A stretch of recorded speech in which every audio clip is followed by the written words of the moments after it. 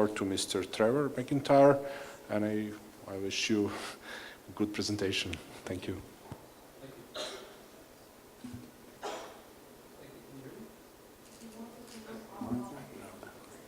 Can you hear me? Ah, perfect. Okay. Well, thank you very much, and thanks for having us here today. And I look forward to, as per the introduction, I look forward to shedding some light on some of the Canadian examples and some of our experience that we have been involved in the last 10, 12 years on P3s. I did actually go slightly beyond the Canadian experience, and when I talk about other projects that we have been involved with, I included some UK projects, I included some projects from Greece, and other projects, just because I thought they may be of interest to you, and also because it shows the breadth of the types of projects. I want to just go back for a moment and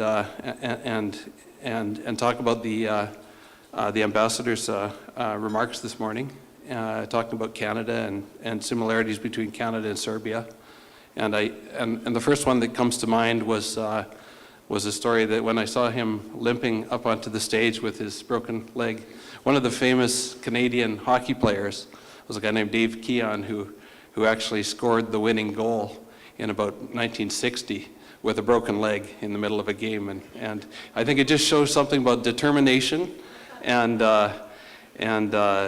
stubbornness, which is something that we see in Canadians, and we also see in Serbians.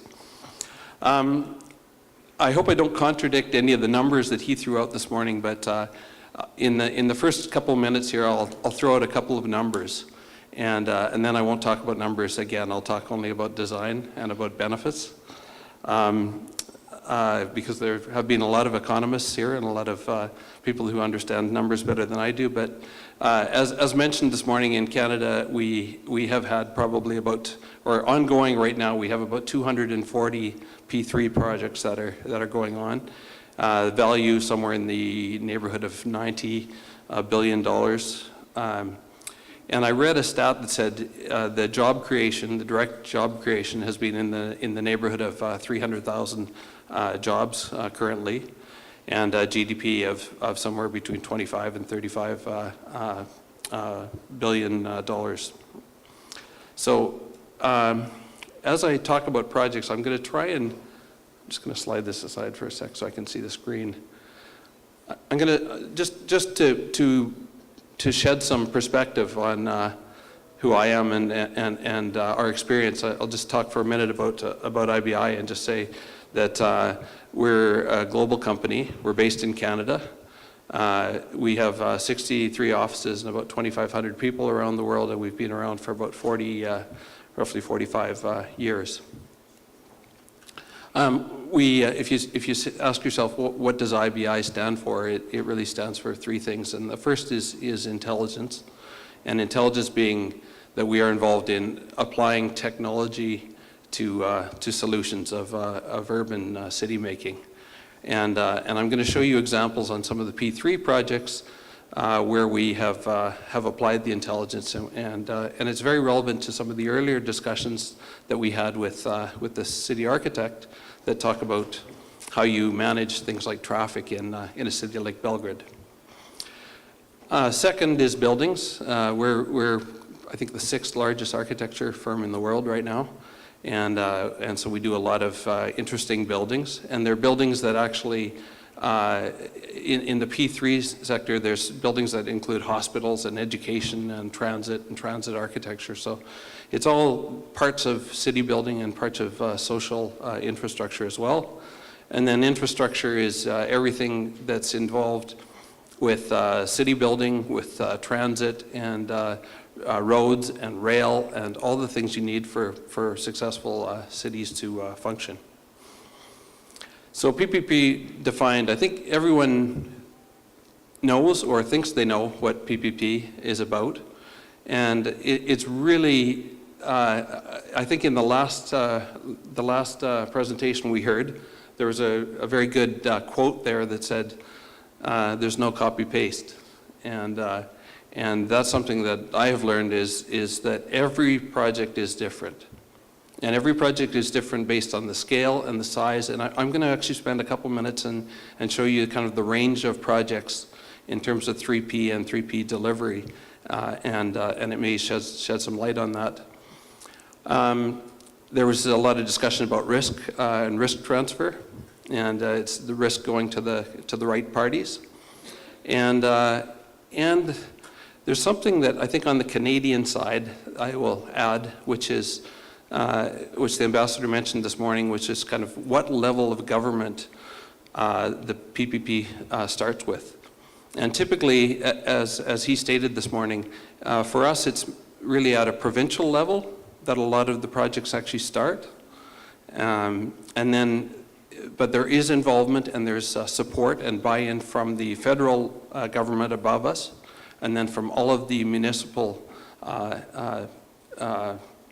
partners that are involved beyond that. And further, it goes beyond that. It goes into actually the neighborhoods and the people that are actually end up using the systems, the hospitals or the transit systems, because they do get applied and they get operated for up to 30 years or so.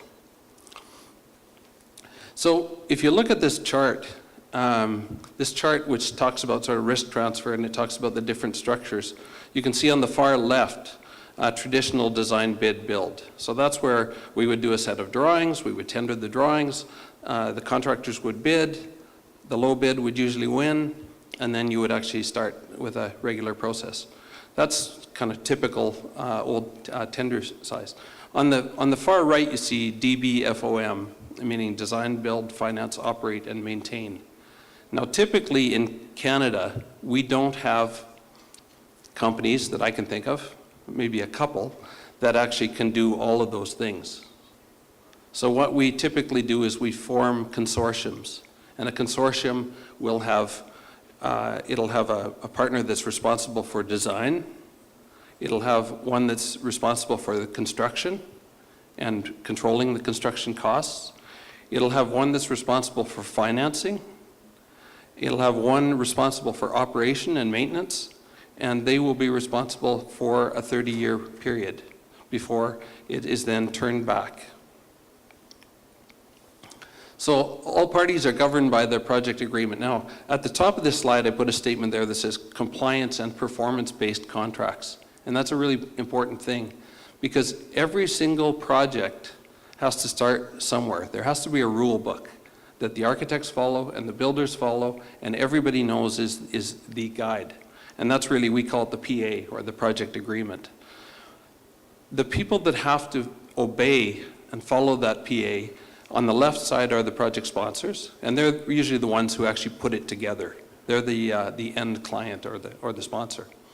In the middle, the developer, or the project, as we call Project Co, is the consortium that actually buys into it, and that group puts together the team that's actually going to run everything in terms of the operations and the finance. The design build team on the right is going to be the construction, the contractors, and the design team. And they're going to actually design things, and they have to generally be compliant with the PA. And I should spend a minute just talking about that, because the PA isn't just a set of rules. The PA is based on a design. So if we had a PA for a 500-bed hospital, it would actually say, here's how big the hospital is, here's how many rooms, here's how much space, here's how big the waiting rooms have to be, here's how big the hallways, here's how much parking, all the rules, a basic design. That design then becomes the design rule book that each of the bidders has to use in order to bid. Now, one of two things, you're either compliant or you're not compliant. If you're not compliant, you have to have a reason for not being compliant, and you defend that reason. And if it's to save money, the other people that are bidding against you have to also be able to adjust their price so that they're adjusting to that competitive price. So you'll see more as I talk about various projects. Now, I'm not going to spend a lot of detail on this, but suffice it to say, pre-launch, so number one, is is something that was referred to here earlier that says, you know, on the government side, you need to actually retain the right advisors, you need to put together the outline specs, put together all the bid criteria, and basically put together the project agreement. Once that's all done, then you go to the RFP stage or stage 2. Teams bid, you shortlist. In stage 3, you shortlist a number of proponents. And so that's probably three usually, sometimes only 2, but usually to get competitive bids, we usually agree with 3. Then we go into an RFP stage, and that can be anywhere from 6 months to a year, at which time we design the project, we detail it, we follow everything in the PA, and then we actually make the submission and work towards number 6. Well, number 5, if you're a preferred proponent, then you're working towards 6, which is your financial close, and the agreement is signed and the contracts are assigned so that you can go into the construction period and then into the concession period. So there's a lot of process, and that process requires a lot of commitment and follow through and a lot of effort on behalf of the sponsor, on behalf of the bidding team, and on behalf of all the other agencies that have to be involved in the process. So what are the advantages? Why would you go through all that? And I think we've heard a lot of these today. You know, minimize capital investment, faster, more efficient delivery of infrastructure. That's a really important one. And why is that important? Is because time is money. And if the private sector, who's built 5 other hospitals, can bring that experience to the table, there is going to be faster, more efficient delivery of the service than if it's the first hospital you've ever built. Access to private sector experience, enabling agencies to focus on the core business, transferring risk to the party that can manage the risk, and then increase the effectiveness of the project management. So all those are good things. So what are the disadvantages? Why wouldn't you not do this? So number 1, need for expertise at public authority to manage the process. So if you don't have the right people in place to manage it, you're not going to manage it properly. And so you need to get the right people, get the right team that can actually support you for that. Number 2, coordination with multiple agencies, and that's a really important one, especially when you're building things like a transit system, because you might have a whole bunch of other transit systems that you need to connect to. And how do they actually operate, and how do they tie together? And then complex project agreements, etc. So I won't go too further into the disadvantages, other than I want to touch on the last one. So unrealistic end user expectations must be managed. That's a really important thing, because through this process, if you start showing designs that the sponsor falls in love with, but you can't deliver for the price, and you start swapping out materials, so you have a problem. So how do we control that? Well, we control that in the last couple of years, and I'll show you a project where was our kind of first one to involve that process, is what's a new category to P3s, which is design excellence. And it used to be that design excellence was often driven by low bid. And now it's actually changed, because the agencies are saying, if we drive it by low bid, we're always going to end up with a subpar project. And if we want to guarantee a good project, we have to give credit and give points for design excellence, and we have to hold the architects and the builders' feet to the fire, so that we're getting the kind of quality of project that we want. So probably one of the most complex projects we're doing right now, and I'll talk about this one just because it's very topical, and we're just into it right now. This is a project. It's about a $5 billion project. It's a 19-kilometer long transit project, light rail transit that extends across the city in Toronto. There are 15 stations. So the architecture on 15 stations. You see some of the typical stations here.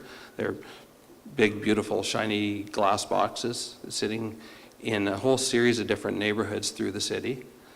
Very complex, but part of the project agreement was that this has to feel like a system. It's not just a bunch of transit stations. that don't speak to each other. It has to actually feel like an overall system that the people will buy into in terms of using it. So very interesting project. We're at about 90% on the design now. We're constructing all of the tunnels. About 2/3 of it is below grade, even though it's LRT. About 2/3 of it actually goes through a dense area, so it goes below grade. And so the tunneling is now finished, and the stations are 90%, and we're under construction, and it will be all operated or open for operation in 2021. So we still have a few more years to go. Viva is one we've been working on for 12 years. It's a bus rapid transit line, but a really, really high quality line that operates exactly like a light rail transit. And it has been, I put it in here because on the bottom left, if you look at the detail here, you'll see that it's been done in about 5 different phases. So every couple of years, we add another phase to building this system. We've got a couple of projects here that I said I had thrown in, which were on the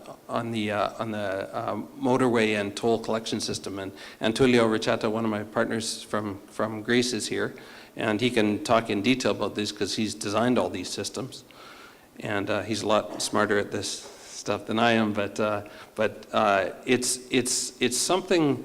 The reason it's also important, and it came out earlier today when we were talking about Belgrade and about parking and about traffic conditions, the reason it's really important is that the solution isn't always to build more. The solution isn't always to build more hospitals and more parking structures and more lines and to widen roads. Sometimes the solution is to manage what you have better. And how do you manage it? You manage it through technology. So you assign different routes, and you control traffic through the way you manage traffic. And it's a different approach, but it's become a very popular approach in, well, for us in, there you see Athens, Atikiotis, another Greek project, Meliakos in Greece, and then KTK motorway. So it's obviously, it's worked once, it's worked twice, it's worked a third time, and it continues to work. But in terms of traffic operations, it's a very important thing, and we apply it in different cities.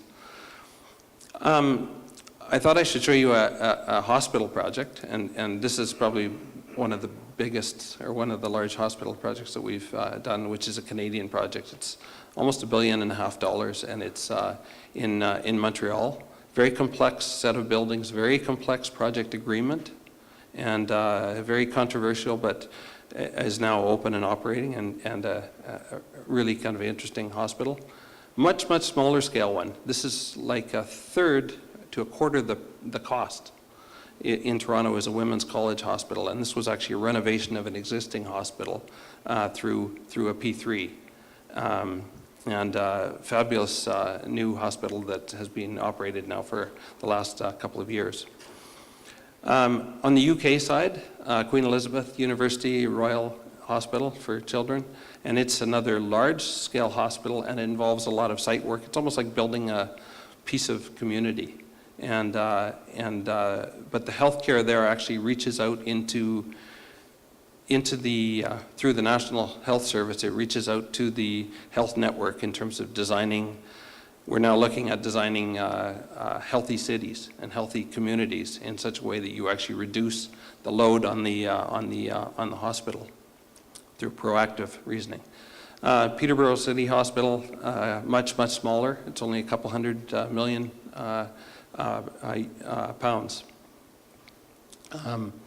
And then on a much smaller scale, this is like $52 million, Canadian dollars too. So, which is, what would that be in American? About 35, 40 million dollars. But this is a good example of a university, or Algonquin College, who said, we understand this process, we like this process, and we'll go through a design competition to come up with some really interesting ideas to do a student commons building. And you work with groups like, you see Starbucks on the right, but you try and get the right tenants in, because part of your mix is exactly like retail. You know, it's creating a desirable destination and a successful place. On another extreme, for anyone who's ever been to Toronto and you know CN Tower was up I think up until the last couple of years, was the tallest freestanding structure in the world. And but oddly enough, people couldn't find it, so they couldn't get to the base of it to go up into the tower, just because it was not very well signed, and the place wasn't very friendly. So we had a design competition, which we won, and then through a P3, this is a small project, $15 million Canadian, so around 10, 12 million US, to refurbish this whole place, redesign it, create signage like you see on the top right, create a new canopy, create weather protection and whatnot, and then revamp the space. So we're starting to see, even at a much smaller scale, we're starting to see public space going through this process. And what I loved seeing this morning was not every Belgrade project has to be a super project, an enormous project. There's a lot of smaller interventions that are happening along the waterfront and along the public plazas that really change the nature of the city, with the whole desire being, how do you make it the best city? How do you make it the most walkable city? How do you make it the friendliest and the safest city? And those are all the targets that now we all are shooting for, because with the internet and with the way cities are rated, every city is competing for certain awards. And the awards, the real reward is that the people actually are safe and enjoy and are proud of their city, but it also draws tourism, and it draws visitors and conventions and such. A tennis center that we did through, this is a center that we did for where well, Milos, among others, has played and won many games and matches, but it's an outdoor tennis center that was done on a York University campus for public use and private use. And then I thought, in terms of sort of city building and bigger projects, I thought we should throw one in here, which is actually not a project, but it's a series of projects and how they come together. And this was Pan Am Games is like a mini Olympics that we hosted in 2015 in the summertime. And so it's a 2-month-long event. But much like the Olympics, you have to actually build an Olympic village, or you have to build a Pan Am village where people will live.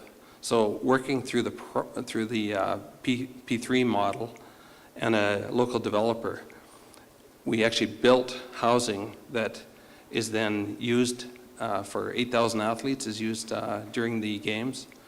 When the games are finished, the units are finished, as in the kitchens are finished and whatnot, and then it goes back to the people who have actually bought the units for the from the market. So it's market housing. So it's a new piece of city, a new community on about 25 hectares of land, possibly 25, 30 hectares of land. And then I put this in just because through the organizing committee, they said, well, we should talk a little bit about smart cities. And smart cities are not typically done through P3s as of yet, but it's something that we have been involved in. And smart cities is really bringing kind of the buildings, the infrastructure, and the technology all together in terms of how you design and operate cities. And going back to some of the earlier comments about green and efficiencies and such, one of the things as P3 proponents you have to think about is you don't design a project and then walk away. You're stuck with operating it for the next 30 years. So your operating costs are really, really important. So when you're trying to drive the costs down, you sometimes make decisions which say, oh, we should spend more money now, because our operating costs are going to drop way down over 30 years. And with the cost of energy and the cost of water, it makes more sense that we actually spend more money. Because after 30 years, you have a better solution, you have something which functions better and operates better. And so the key takeaway for you on this is just, if you look at each of the boxes there, the cells, you've got environment, you've got living, which is kind of housing and the quality of housing. You've got economy, mobility, how do you move within those cities? governance. Do people actually feel like they own the city, and do they have a voice? And how do they actually control the safety and the day-to-day programming? And then people. How do you actually deal with people? How do people communicate, and how do you engage them through smart cities? And so this is kind of a new, it's relatively new. I'm sure you've read it everywhere, and I'm sure you've scratched your head and said, I don't really understand what a smart city is. And it is fairly new, and we're involved in a couple in London, in North America, and one of the most challenging ones in India, in a new city called Bhubaneswar in India, where we're actually doing the implementation of the smart city. So I thought I should share that because it's probably something you are exposed to. And the pillars, as I said, are living economy, environment, mobility, governance, and people. Vala. So thank you.